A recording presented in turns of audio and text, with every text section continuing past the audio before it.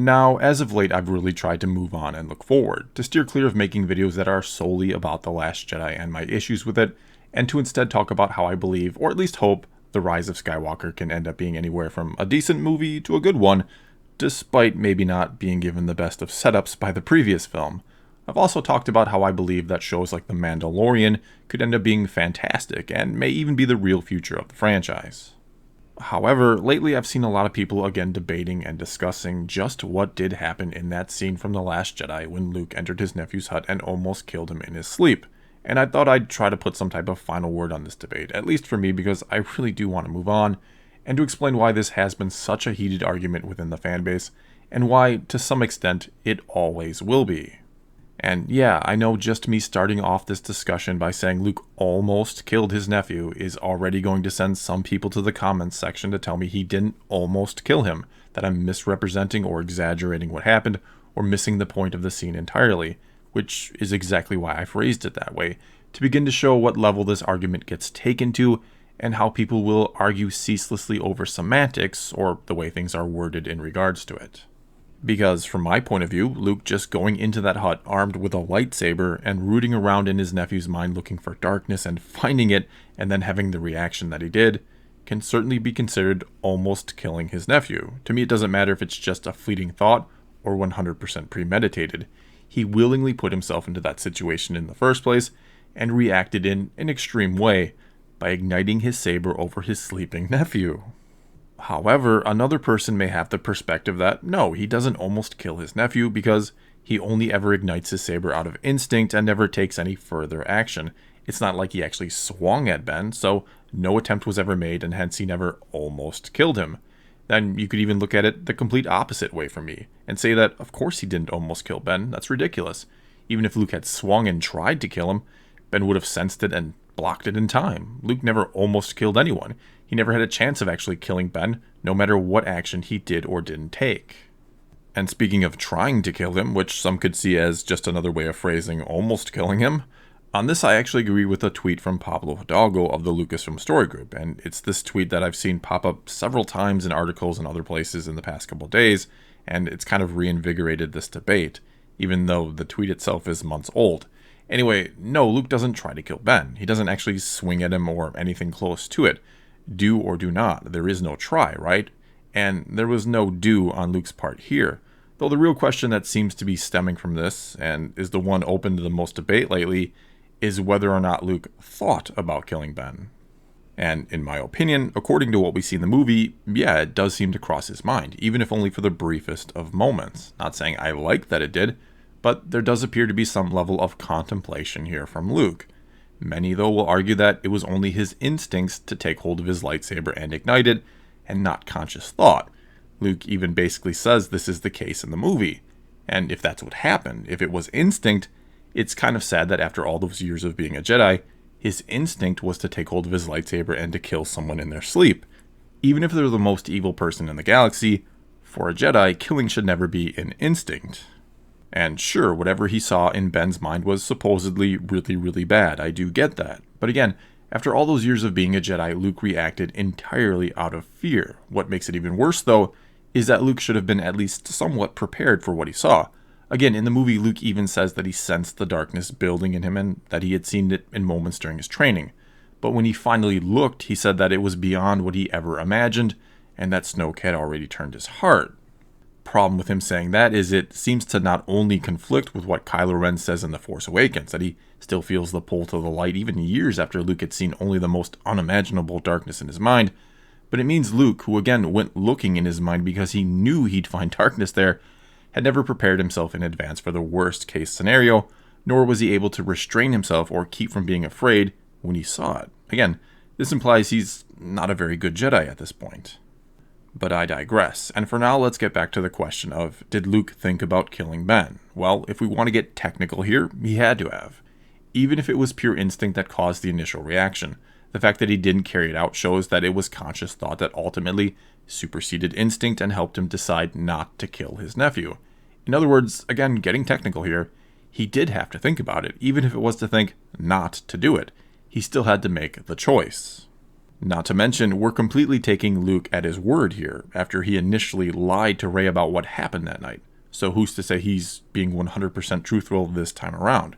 Because I don't know about you, but if I thought about killing one of my nephews in their sleep, I'd probably say it was a fleeting thought and born of instinct, even if I had given it some serious thought. And if any of my nephews are watching this video, this is a purely hypothetical. Anyway, my point here is to show that there's really no sense in arguing whether or not Luke almost killed Ben, or if he thought about it for 10 minutes, 10 seconds, or even just a tenth of a second. Love or hate the scene, it's extremely vague, and I'll get to more on that in a moment, and we're taking the word of someone who admits to being guilt-ridden, which means he could technically be fabricating the story either way. It could have actually been much worse than all of that, or maybe nowhere near as bad. Hell, he could even be misremembering a lot of it after having played it over and over in his head who knows how many times over the years. And so again, my intention here with this video is not to argue semantics and or technicalities or to ceaselessly debate a 15-second flashback in a movie, because just like with Ben and Luke who lived through the moment, if you will, it's all about perspective or the lens through which you view it that will lead you to your conclusions. In fact, it's not exactly even the scene itself that is the true point of contention here. It's whether or not that's even the character Luke Skywalker would become. Which leads to an even bigger problem for those who don't accept the change or don't believe the story has given us enough to explain how the change occurred. Because when you think about it, our greater understanding of what's going on during the sequel trilogy hinges largely upon this one scene. In other words, as of right now, and this could change in episode 9, this scene where Luke almost kills Ben, sorry, couldn't help myself, explains why so many of our important characters are where they are during this trilogy. It tells us why Luke, the hero of the previous trilogy, is now in exile, and why Kylo Ren has become our new main villain, or one of them. Problem is, it does this very, very quickly and with very little context around the scene itself to help frame what's going on or what led the characters to this fateful moment. And especially when you consider the massive ramifications of what happens, context matters. Also, in many ways, this one scene is forced to condense what could have easily been a trilogy in itself down to a few seconds of exposition shown over flashbacks from multiple different perspectives. It's the equivalent of Obi-Wan telling Luke in Return of the Jedi that he and Anakin were good friends, but he didn't train him well enough and he fell to the dark side, and that when he and his sister were born, they had to be hidden from him. And that story did, of course, get turned into an entire trilogy. However, why that scene in Return of the Jedi worked and worked long before the prequels ever existed is because of context. When that movie first came out, we knew next to nothing about Obi-Wan and Anakin other than the little we do learn about them in A New Hope, that they were friends, both were Jedi, Anakin was a great pilot, and they fought in the Clone Wars together, which is enough to get a very vague mental snapshot of Anakin, but not enough to know if falling to the dark side seemed completely out of character for him. With Luke, though, we have a whole trilogy to look at and judge what type of character he is and what he would likely become. Over the 3 movies of the original trilogy, the character went from a whiny farm boy to a Jedi Knight who stood defiantly against the most evil person in the galaxy and saved his father from the dark side in the process. And last we saw him in that trilogy, he seemed destined to rebuild the Jedi Order. Hell, the name of the last movie is even called Return of the Jedi. But then the very next thing we're told not only about Luke, but the whole overall story after the way things just ended in, again, Return of the Jedi, is that Luke Skywalker has vanished. It's the very first line of the opening crawl of The Force Awakens. And from my point of view at least, it's going to take quite a bit to explain why we had an entire trilogy about Luke overcoming all those challenges and obstacles to become a Jedi, only to give up on it and to vanish. Look at it this way. Let's assume in some strange alternate reality you'd somehow never heard of Star Wars, and one day you come across this movie called The Phantom Menace, and you watch it knowing nothing about Darth Vader or what's eventually going to happen to poor little Annie. And not only do you watch it once, but you watch it several times, and you fall in love with both it and the character of Anakin.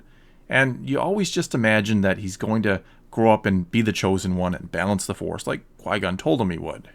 Then, sometime later, maybe even years later, you come across another Star Wars movie called The Empire Strikes Back. And for the sake of my silly story here, let's assume you don't realize you've missed 3 movies and you start watching this one. And as you're watching it, you're left wondering, what happened to Anakin? Why is he not in this? Whatever became of him? I mean, sure, you're able to piece together that Luke Skywalker is the son of Anakin and that Darth Vader is the guy that killed him, but him not being around feels odd and like you've missed part of the story. Then you get to the big reveal and learn that Anakin actually became Darth Vader, but that makes no sense to you. how did that altruistic kid who wanted to free all the slaves go on to become the most evil person in the whole damn galaxy? It'd be completely out of character for him. After seeing just episode 1, you'd never ever believe Anakin could actually become Darth Vader. It'd be ridiculous to think he could change that much. Worse yet is when you come across Return of the Jedi and get an explanation from Obi-Wan about what happened to Anakin, which amounted to, I just didn't train him that well and he fell to the dark side and we had to hide his kids, told in about 20 seconds. An explanation which would probably really frustrate you, especially if you'd been such a huge fan of Anakin from episode 1 and had always thought he'd go on to do great things. But this of course isn't an alternate reality, and I'm going to make the wild assumption that about 99.9% of people who watch this video will have seen all the prequel movies and know the story of Anakin's fall to the dark side inside and out. You've seen that the most altruistic kid in the galaxy can go on to become arguably one of the most evil beings it's ever seen. That just because you missed part of the story doesn't mean it couldn't have gone that way. And you know that in Star Wars, we are showing that anyone can fall. And hopefully somewhat successfully, I just presented both arguments at the same time, both for and against in regards to the way Luke was handled in The Last Jedi. That just one flashback to explain why he lost all faith in the Jedi and became a hermit is nowhere near enough for a lot of fans, especially considering what he was like the last time we saw him. Yet that doesn't mean it couldn't happen under the right, or should I say wrong, circumstances. I might personally disagree with it, but I can't definitively say that Luke would never ever break under any circumstance, even though, for me, that's basically what the character represented, and it's one of the main things I got out of the original trilogy, to never give up and to put your faith in your friends and family. And so to me, Luke in The Last Jedi feels not only like a betrayal of the character, but a betrayal of that original message. And that's why some fans will never ever come to an agreement over this. That's why it will always remain a point of contention within the fan base. It's not about if he almost killed Ben in his sleep that night, or if he thought about it for a few seconds before he stopped himself. It's that the character that once represented an ideal to some fans was dismantled in a 15-second flashback, while for other fans, all they saw was an old character being used in a new and interesting way to tell a different story. And as I said at the start, there's no sense in debating the finer points when the real issue is a fundamental disagreement over the way the character was used.